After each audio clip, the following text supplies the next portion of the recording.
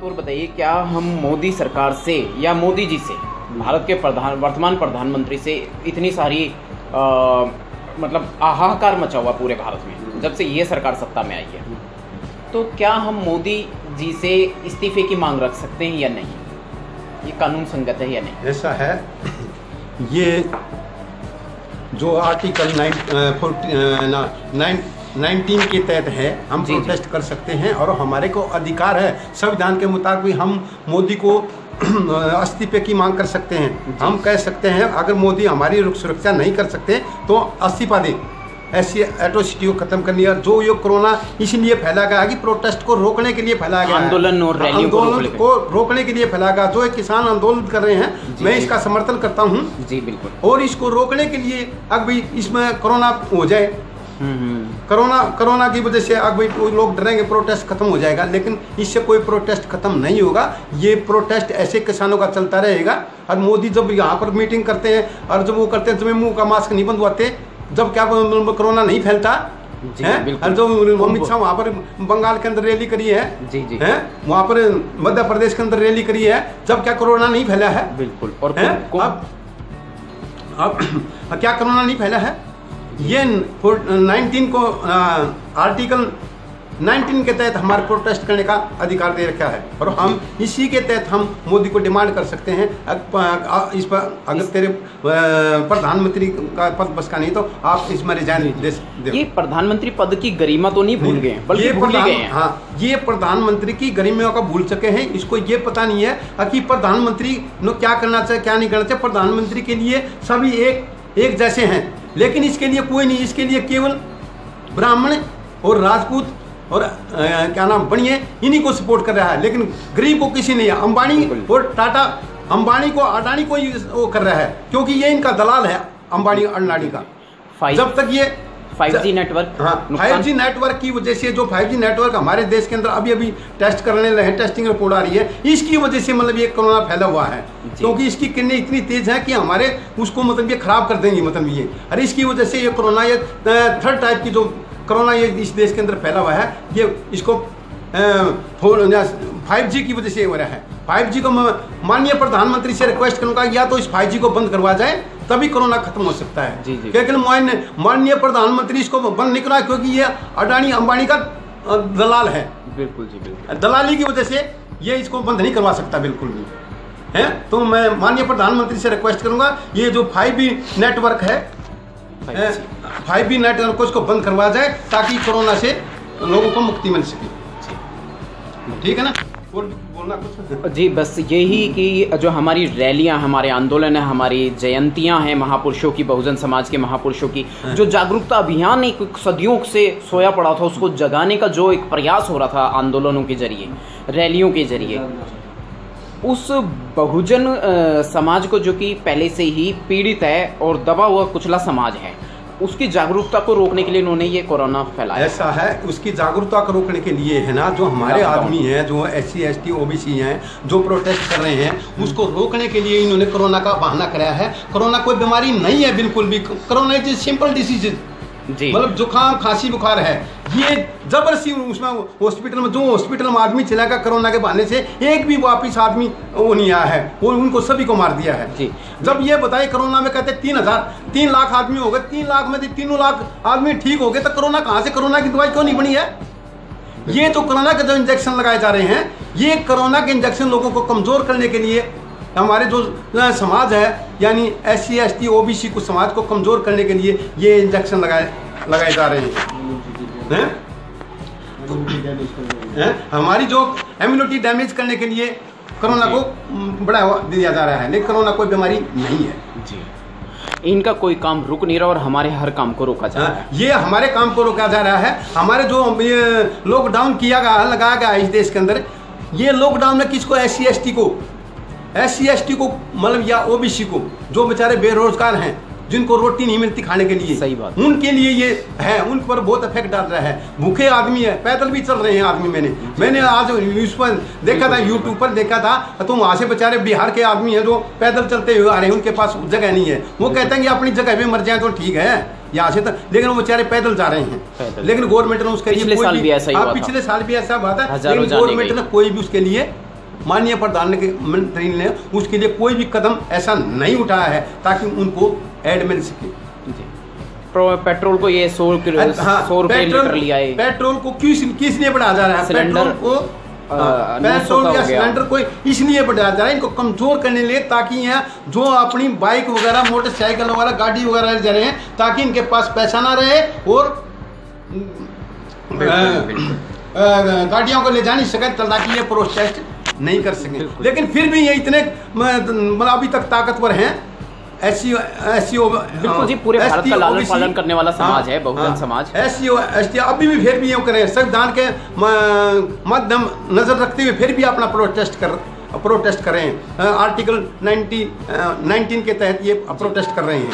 साथियों, आर्टिकल 19 के तहत संविधान में इसका जिक्र है।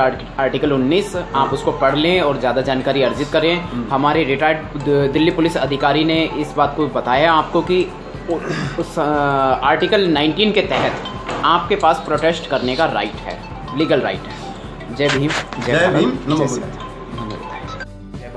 जय भीम, नमो बुद्धाय। नमो बुद्धाय साहब। हाँ जी, मेरा नाम साधु राम है। मैं दिल्ली पुलिस से retired as a civil inspector और सिक्योरिटी से मैं रिटायरमेंट हुआ हूँ।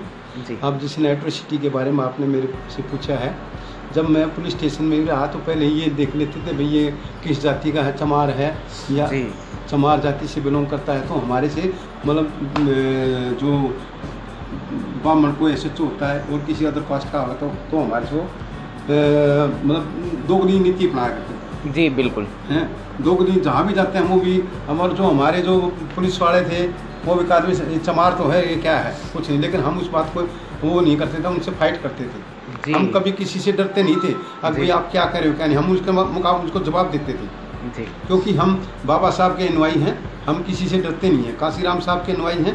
हम किसी से डरते नहीं हैं। हम गांव में भी हमारा यही था, गांव में हमारे साथ गरीबों के साथ एट्रोसिटी की जाती है, लेकिन वो बेचारे क्या करें, उनके साथ कोई चारा नहीं है। अभी एट्रोसिटी से हमसे हमारे गाँव में डरते नहीं थे किसी से, लेकिन अब उन गांव वालों का बहुत ही बुरा हाल कर रखा है। बिल्कुल सर, जाट कम्युनिटी उसने बहुत बुरा हाल कर रखा है हमारे। राइट। और ब्राह्मणों ने भी हमारे साथ सबसे इस देश के अंदर जो हमारे अंदर एट्रोसिटी करने वाले ब्राह्मण हैं। हाँ, इन ब्राह्मणों ने हमारे को मतलब गड्ढे में डाल रखा है। जब तक हमारे देश से ब्राह्मणवाद खत्म नहीं होगा, जब तक एट्रोसिटी खत्म नहीं हो सकती। बिल्कुल सर। तो काशीराम साहब ने भी कहा है कि जब तक ये ब्राह्मणवाद को खत्म या मनुवाद को खत्म नहीं किया जाए तब तक एट्रोसिटी खत्म नहीं होगी। लेकिन काशीराम साहब ने बहुत मेहनत करी है एट्रोसिटी खत्म करने के लिए, लेकिन फिर भी हमारे गांव के अंदर जो हमारे बच्चे हैं, हाँ हमारे गांव में जो बच्चे हैं उनके साथ अभी भी ऐसे एट्रोसिटी होती आ रही है, यानी अत्याचार होते आ रहे हैं। लेकिन इस पर मैं ज़्यादा कमेंट्स न करते हुए और यही कहूँगा कि ये गवर्नमेंट है जो ये भी हमारी तरफ कोई ध्यान नहीं दे रही। ये जो क्या नाम है बीजेपी गवर्नमेंट है, ये RSS की है। RSS ने भी RSS ने भी कहा ये है कि 95% आदमियों को कमज़ोर कर दो, 95% आदमियों को कमज़ोर कर दो, और जो कमज़ोर करेंगे और जो 5% है वो इस देश पर राज करेंगे। ये गोलवालकर की नीति पर चले हुए हैं। RSS बीजेपी पार्टी है, यही मोदी की नीति है जी। यही मोदी भी करा है। ये कोरोना कोई वायरस नहीं है, ये सिंपल जस्ट लाइक सिंपल बुखार है, ये कि इन्होंने फैला गया है। क्योंकि अमेरिका के अंदर, चाइना के अंदर, जब वहाँ पर इस देश के अंदर था वहाँ तो खत्म हो गया, लेकिन ये हमारे यहाँ पर चला है क्योंकि ये प्राकृतिक नहीं है, प्राकृतिक फैला गया वो कोरोना है। ये हमारे लोगों को ज़्यादा, गरीबों को ज़्यादा हो रहा है जी। बिल्कुल। अगर जब गरीबों को कमज़ोर नहीं किया जाएगा तो ये राज नहीं कर सकते जी। हमारा इन्होंने सब कुछ खत्म कर दिया। हमारे जितने भी सुप्रीम कोर्ट में बैठे हैं सारे ब्राह्मण बैठे हुए हैं, वो हमारे पहले कभी किसी ने जजमेंट नहीं है हमारे एट्रोसिटी पर, लेकिन अभी बार बार हम एट्रोसिटी पर वो जो ब्राह्मण बैठे हैं सुप्रीम कोर्ट के अंदर, वो हमारे पर वो बार बार एट्रोसिटी पर वो अत्याचार करते हुए हमारे एक्ट को खत्म करते जा रहे हैं जी जी। तकरीबन ही हमारे एट्रोसिटी एक्ट को इन्होंने खत्म ही कर दिया ना, संविधान को हमारे को खत्म कर दिया जी। जबकि हमारे इस अंदर प्रावधान आरक्षण का प्रावधान 49% 49.5% से ऊपर नहीं जाएगा, लेकिन फिर भी इन्होंने 10% आरक्षण उनको ब्राह्मणों को यानी ऊंची जातियों को दे दिया। लेकिन ये संविधान के मुताबिक गलत है, इन्होंने संविधान का हनन किया है जी।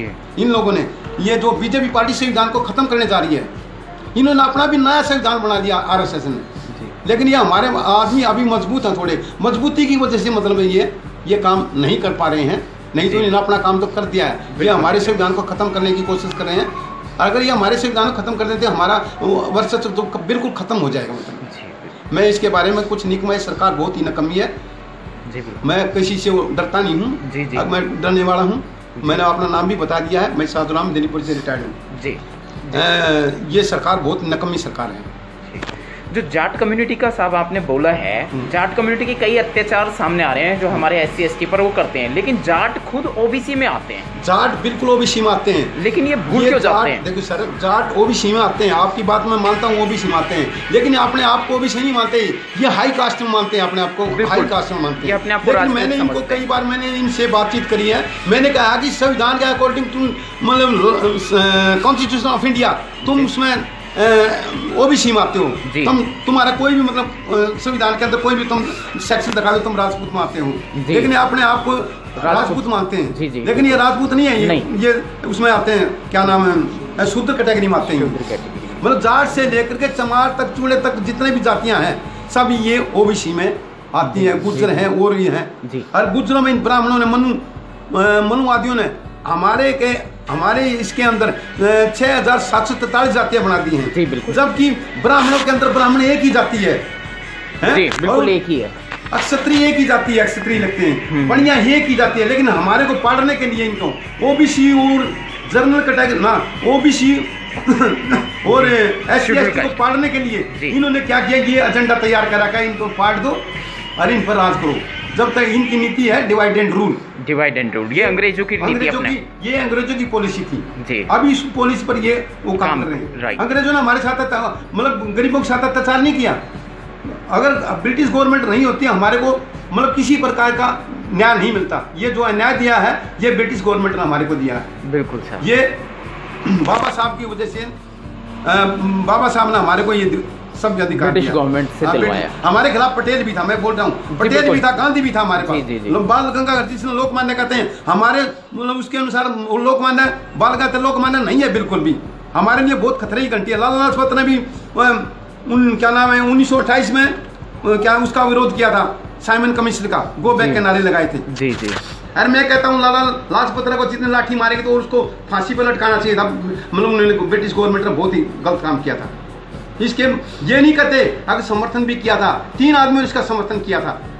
बाबा साहब ने जो साइमन कमीशन था, बाबा साहब ने डिप्यूट किया था जी। और छोटू राम ने इसका समर्थन किया था। एक चौरासिया था बिहार का, उसने इसका समर्थन किया था। समर्थन के बारे में नहीं बता रही है गवर्नमेंट कि इन्होंने इसका वो किया था, लेकिन इन्होंने ये कह दिया इसमें इंडियन नहीं था। इंडियन क्या तो बाबा साहब इसको डिप्यूट करवाने हैं ब्रिटिश गवर्नमेंट से, तो इस इंडियन का क्या रहेगा? अगर इंडियन होती तो हमारा ये खत्म कर देते हैं, रिपोर्ट नहीं जाती, फिर भी अधूरी रिपोर्ट लेकर साइमन कमीशन के। ये हमारे को तब से हमारे पीछे लगे हुए हैं। अरे यानी 1917 में भी वो किया था। 1917 के बाद 10 साल के बाद 1927 में फिर इसको डिप्यूट करेगा, फिर जो कि सन 1928 में यहाँ पर सर्वे करने के लिए आता है। और ये कहते हैं कि जो ऊंची जातियां का आपने कहते हैं, इसमें कोई गांधी ने कह दिया और पटेल ने कहा और क्या नाम है इसमें वो नहीं था, कोई अगर इंडियन नहीं था, इसलिए हम इसको बैक किनारे लगा रहे हैं, ये तुम्हारा शोषण कर रहे हैं ये हमारे को। लेकिन बाबा साहब ने इसको डिप्यूट हुआ था कि जो वो भी मतलब शूद्रों के साथ जो अत्याचार किया था उसको अत्याचार को खत्म करने, उसको सर्वे करने के लिए इंडिया के अंदर आए थे। लेकिन इन्होंने हमारा सर्वे नहीं होने दिया जी जी। हमारा ये सर्वे नहीं होने दिया। ये हमारे उस गले पर छुरी टांगे हुई है अभी भी। हमारे गरीब आदमियों को अभी इतना परेशान, बिल्कुल बहुत हर तरीके से परेशान है हमारे लोग। गाँवों में क्या, शहरों में भी बहुत बुरा हाल है हमारे गाँव में, और गाँव में तो और भी ज्यादा। गाँव में अभी बहुत बुरा हाल है। अभी थोड़े से गाँव में जो शहर के नजदीक उनको तो मैं थोड़ा मतलब राहत, लेकिन जो आप दूर जाओगे, क्या नाम इधर करनाल में जाओगे, पानीपत में जाओगे, हर जगह में जाओगे, हर एक मतलब स्टेट के जींद में जाओगे, हमारे आदमियों को उनके साथ एट्रोसिटी की जा रही है। भारत की जो ज्यादा संख्या है, जनसंख्या है, वो गाँवों में निवास करती है। भारत की जो जनसंख्या गांव में ही निवास करती है जी। हर गांव में जो निवास करके उनके साथ बहुत ही अत्याचार किए जा रहे हैं, और उनके साथ बेचारों को उनके पास पहनने के लिए कपड़ा नहीं है। गवर्नमेंट कह दिया कि हमने ये कर दिया, कुछ नहीं किया इन्होंने। ये झूठी गवर्नमेंट है। ये मोदी सबसे झूठा महान निकम्मा प्रधानमंत्री देश का आया है। ठीक है, मैं इसी बात में अपनी बात को खत्म करता हूँ। बहुत बहुत धन्यवाद, शुक्रिया। जय भीम, नमो बुद्धाय।